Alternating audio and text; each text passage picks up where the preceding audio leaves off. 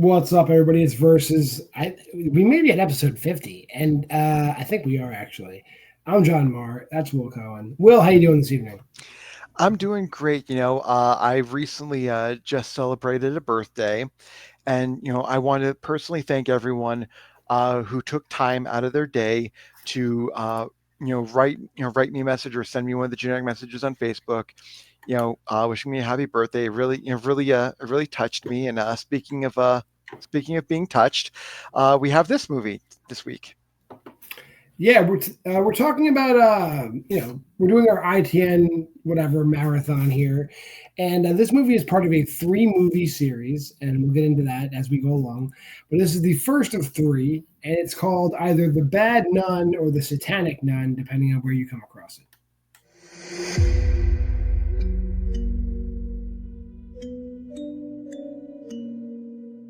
Miss Wadia? You can call me Aisha. Hey, nice to meet you, Nice to meet you Aisha. too. It's Dan, right? Dan, So, how long have you lived here? it used to be my mother's.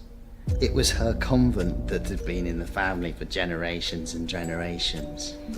That the nuns would live here while they would practice at the church across the road.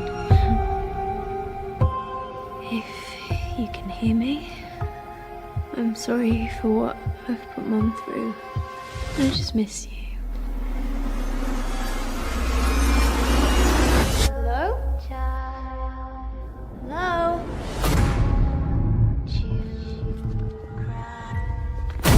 Didn't mean to scare you. Oh, no, I was just inside. There was someone there. None. A nun.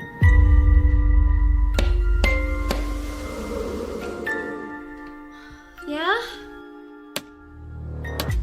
I was wondering if you could let me in so I could discuss with you the options of potentially joining God. Sorry, I really can't let you in.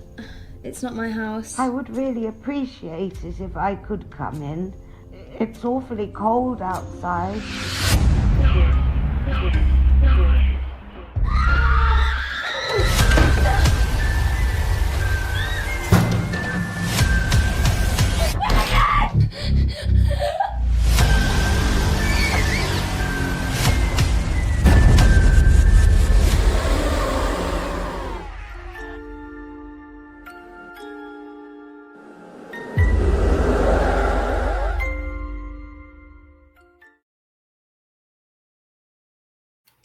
Yeah, that's like the whole goddamn movie, pretty much. Just out of order. I want to point out to eagle-eyed viewers, big fans of Versus. There's like entire segments of this movie that are recreated in other movies. The whole scene where the nun is like knocking on the front door and like begging to be let in is like almost exactly the same dialogue as the fourth Tooth Fairy movie, where the Tooth Fairy is like begging to be let in.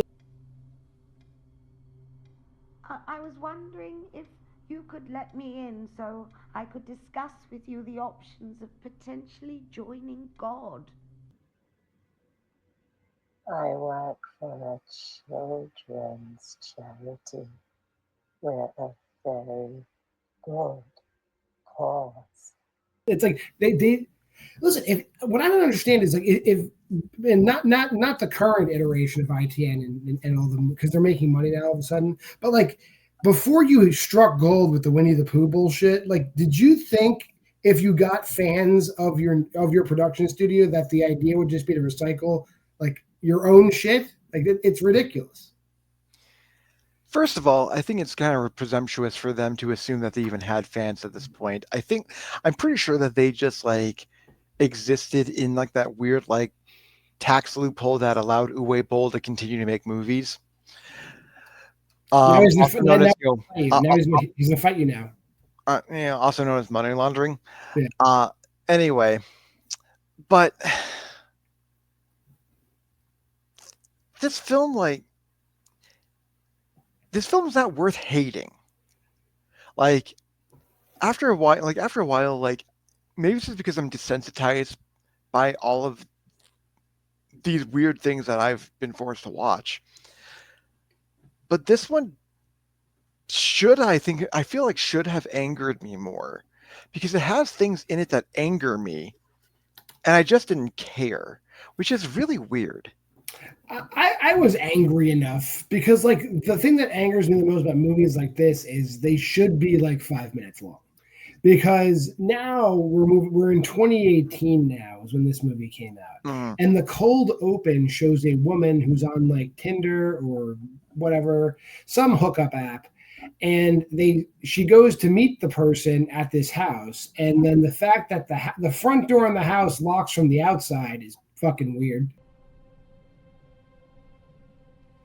Right, I'm going now. But that's not enough of a red flag. She's also a real bitch to walk into the house and just leave the front door open behind her.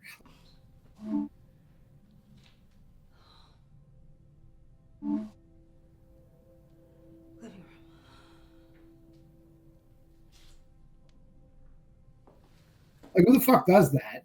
But anyway, and like she winds up getting killed. But like in a modern era of a woman going vanishing like that, they would be able to pull the records of the dating app where they gave her the address where to go. But so this movie should have been 5 minutes long.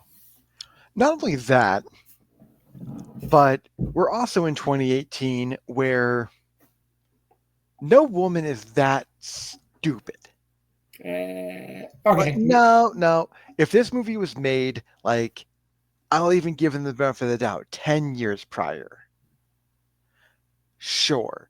But she pulls up. She can't even see the house to begin with. Then she can't see the house number. Then she can't even see the door.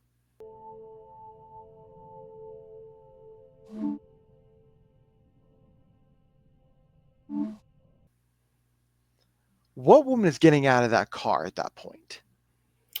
I don't know. Three red flags right in a row. Like, I'm sorry. I don't care how much dick you need.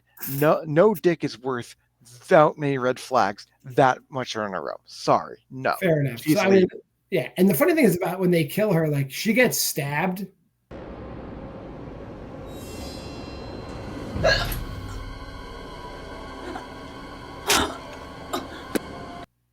Then they drown her.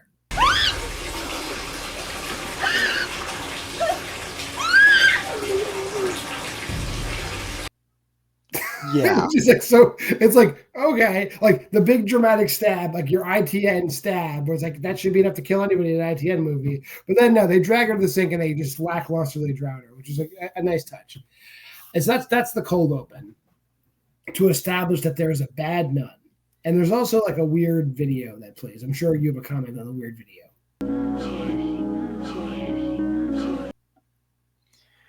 Yeah, I mean they even like feature the video in the trailer. In this video, you see a little boy just sitting there, and you see like this weird, creepy, like almost skeletal hand. It's like, Jesus, woman, eat a fucking cheeseburger. And she goes, "You're a strong boy. You're a beautiful boy." And the kid's just going, "No." And then they loop it. All I hear is just, "Strong boy, no. Strong boy, no. Strong boy, no. Strong boy, no." It's like, Jesus Christ. What the? No. I understand. And the video, and I wish I didn't remember the date. I'm pretty sure the date, just from memory, I believe it was September. Well, okay, it's British, so April 9th of 1974. Yeah, 9 April 74. Yeah, probably. So then we're introduced to our main character, Aisha. Now, I don't understand the mechanism that gets her to the house. Like, she's just hooking up with random guys in her house, and her mom's like, "I'm kind of tired of you being wacky." You're my little girl, and you've got to get your head together. Come here. I've got something for you. I'm going to send you to this, take a weekend off in the middle of nowhere. Is that really what happens? So, from what I gathered, it wasn't just the random hooking up, because I believe, if I'm making the assumptions I'm making, it looks like she's also like, it's also kind of like the detox weekend. Like she's trying to get off of like the three things, drugs, drink, and dick, the 3 Ds, if you will. And so it's a combination of everything. I think it just caused her to like be sent off to the random nunnery. It's a weird thing to do to like your daughter. It's like it's not anything official. There's no staff there. It's a bed. It's like an Airbnb she sends her to. Dan, right? Dan. Yeah. Most people refer to me as the B&B guy. I see. And there's nothing going on. That's 40 minutes. That's 40 minutes away from the train station. But it's still the place the original girl was able to get to from Tinder. Right. Yeah, so it's the same house. So I don't know like how, like where this house is in relative distance. Like you can clearly drive there. I mean, the guy obviously drives her there. Yeah. But nothing of this film really makes sense. But again, and like when it wraps up, it's going to make even less sense because like then you get your typical like is there a nun? Is there not a nun? There's a church and she's running and you see flashes of the nun. Then there's some weird French lady taking a piss. Sorry, who are you? Who are you? In the bathroom and she gets killed. Whatever. Help me! And then the guy who's like the caretaker Airbnb marshal is like, hey, I'm going to go out for the evening. My daughter's here, though. She's sick. You mind babysitting her? And we never see the daughter because there isn't one. But like she never even asks to see her or anything like that. It's whatever. So she's alone in the Airbnb with a sick daughter. And then the plot from the Tooth Fairy. Pissing French woman, yeah. Well, the pissing French woman had been killed already. Fair. It shows up and she's banging on the windows and she gets killed, whatever. But then she also invites her friend over, her friend Imogen. The bad influence, Imogen. Yeah, takes forever to get there, and we'll get back to her later. And then the nun comes to the front door like 15 times, and she's like, I'm not going to let you in, even though the door clearly locks from the outside because the lock is reversed on the front door if you're paying attention. So that person on the outside should be able to throw the lock and walk in, whatever. And then eventually, we'll spoil it all right here. The dude who owns the house is the nun. Come out, wherever you are. And it becomes like a wacky fucking, it's Psycho all of a sudden. Yeah, like he can do like the woman's voice, which is very clearly a dub. Yeah.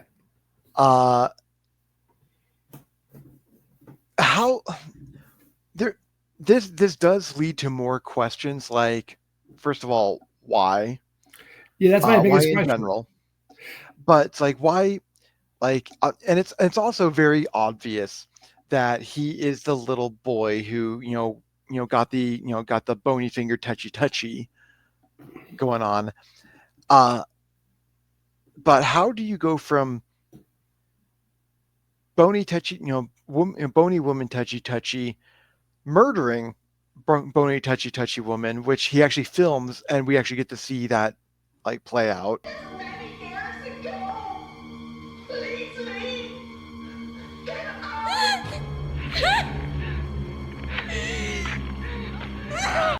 Yeah. But then how do you go from that to wanting to kill a young woman?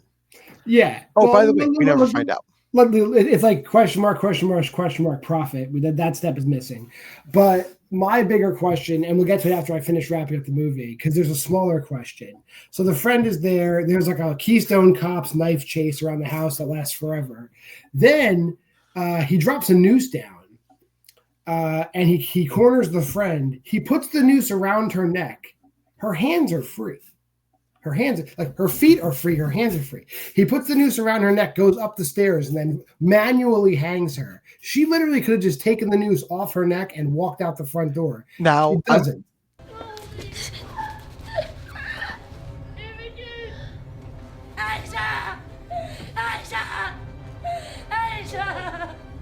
Now, here's where I'm going to correct you. He hits her in the face with the hammer. He hits her in the face with the hammer. I know that. Well, but she's already injured to begin with. She's like something's obviously wrong because when when Imogen is found, she she clearly had something wrong with her, because she was like, because in the bed, I think she's been stabbed, maybe.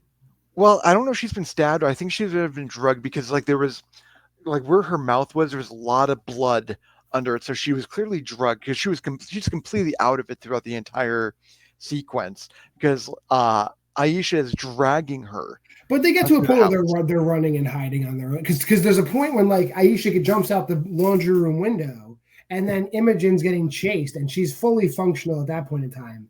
And that's when the noose is put back. But it's the fact that her arms are free, and all she has to do is slip the noose off her head, and she doesn't do it. No, but she did get hammered in the face, so who knows how much that We'll matters. assume that's what they want us to think. Like, yeah, but at the same time, like we have seen people like get like we've seen movies where like people get get their throats slit and they're able to deliver monologues. So who knows? Telephobia too. Check it out.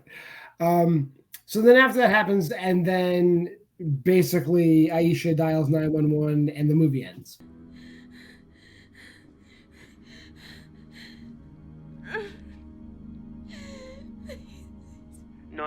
What service do you need? Please. That's what happens. As she's sitting there bleeding. Yeah. Yeah.